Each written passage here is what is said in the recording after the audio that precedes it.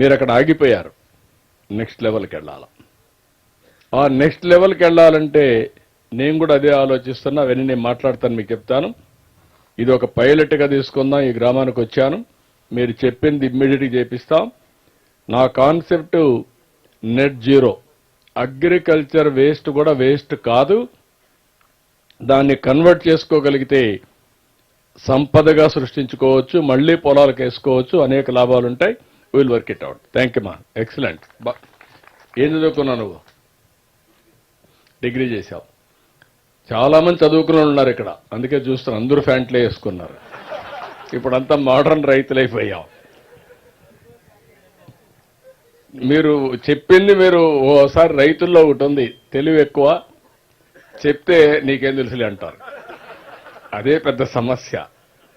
Open మైండ్తో ఆలోచిస్తే మీ తెలివి మేము కోఆర్డినేషన్ చేయగలిగితే, ల్యాబ్ ఫీల్డ్ రెండు సింక్ చేస్తే బ్రహ్మాండమైన ఫలితాలు వస్తాయి. అది చేయడానికి ఇక్కడ నేను వచ్చా, చేసి చూపిస్తానని మరొక్కసారి మీకు విజ్ఞప్తి చేస్తున్నా. కరియా సార్ నమస్తే సార్. మళ్ళీ మీ అనుమతితో మన వరి నుంచి పామాయిల్కి కన్వర్ట్ అయ్యి సక్సెస్ అయిన రైతులు కూడా ఉన్నారు సార్. అందులో మనకి ఒక రైతు మీతో వివరాలు పంచుకుంటారు సార్, రైతులతో పంచుకుంటారు. వరి నుంచి పామాయిల్ కన్వర్ట్ అయిన రైతు సార్ రండి.